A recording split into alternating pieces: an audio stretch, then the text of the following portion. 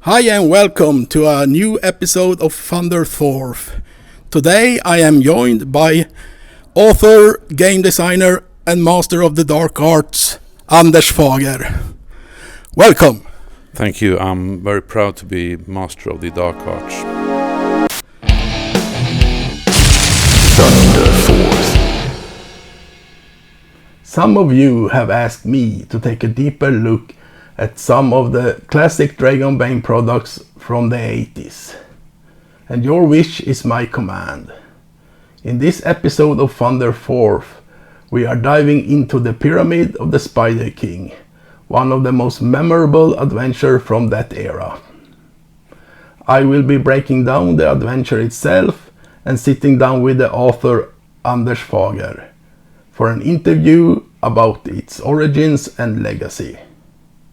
But before we get to the interview, I want to give you a quick overview of the adventure so you will know what we are talking about. And one more thing, this episode contains spoilers, so consider this your warning.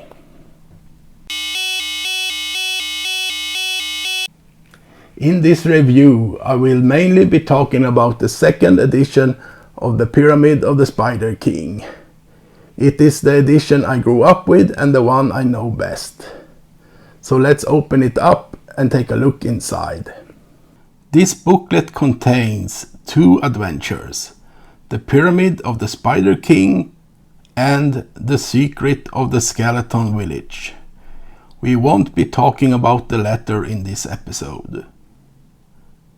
The Pyramid of the Spider King is only 16 pages long, so there isn't much background information before the PCs are thrown straight into the action. But let me start by reading part of the back cover text. 400 years ago, the Spider King Arach died during a magical experiment. His grieving bodyguard had a great pyramid erected along the caravan route between Detwak and the distant Far. There he was buried together with his treasures. The adventure begins with Assar the Conjurer contacting the PCs and asking them to recover 3 jade statues hidden inside the pyramid. So off to the pyramid they go. The pyramid itself contains many levels. 3 of them are large enough to have their own map. As you can see in the cross-section map, it's a maze of passages and rooms. It may look complicated, but it is surprisingly easy to understand how the different parts fit together. One of the hardest things is getting into the pyramid. A very tricky riddle must first be solved while being attacked by giant spiders. With the riddle solved and the spiders defeated, the PCs enter the pyramid. A clever feature is that a fire shaft runs through the entire pyramid, from the top down to the underground depths. That means the PCs can take a shortcut to the different levels, although I would not recommend it. It's better to explore the pyramid room by room, collecting clues and treasures. The pyramid is of course not unguarded. It is protected by ghosts, mummies, skeletons, demons, giant spiders, and some monsters too foul to describe. There are also many traps, some harder to avoid than others. There is also another group of treasure seekers in the pyramid. This group consists of goblins and trolls. They are not directly hostile to the PCs and can be negotiated with. But don't trust them. They have their own goals, and if the PCs get in their way, they will be eliminated. So after navigating all 20 deadly rooms of the pyramid, the PC find the 3 jade statues and can return to Assar for their reward. Adventure over. Or is it? Fast forward to 2014 and the Pyramid of the Spider King is released in a new edition. This time for the role-playing game Fantasy Old School Gaming.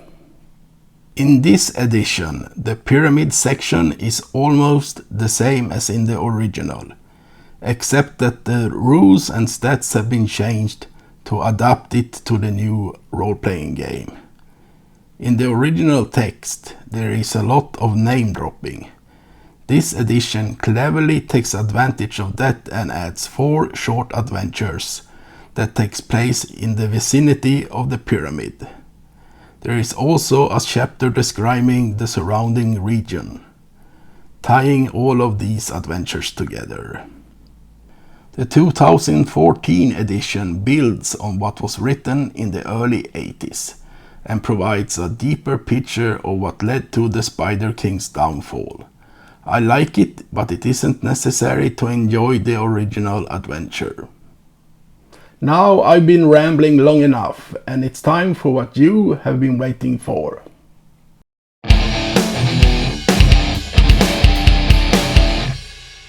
Back in 1983, you were the author of The Pyramid of the Spider King, the first Dragonbane adventure published in Sweden.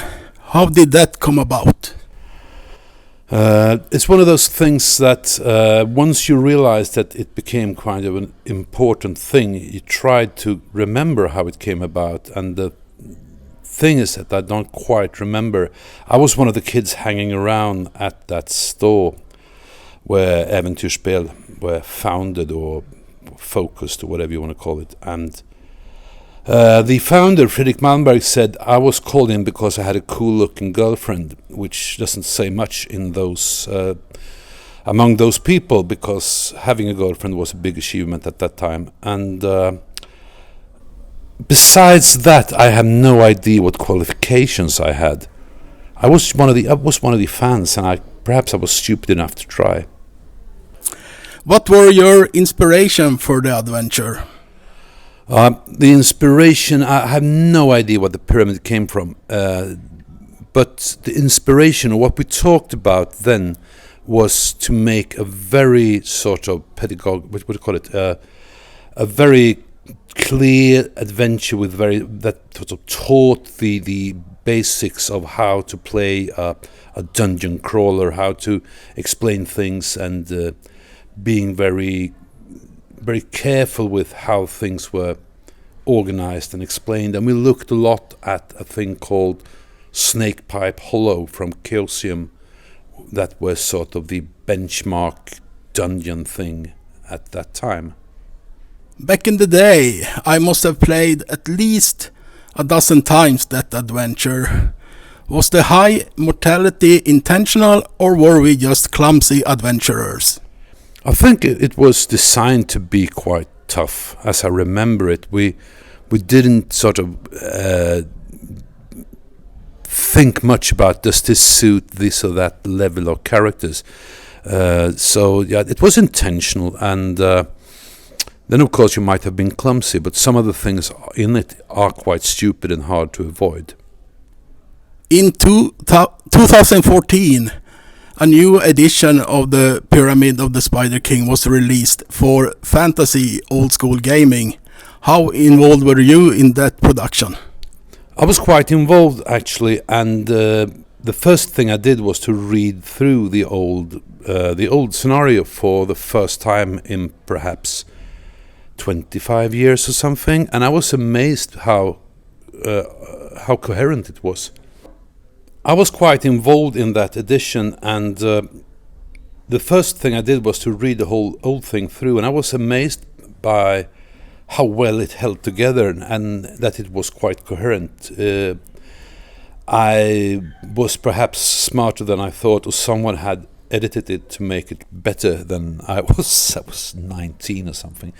I could hardly speak. But yes, I was quite involved in making up a bit of a world around the place, and my son was involved in drawing little pictures of these towns that I mentioned in the old scenario. It was fun.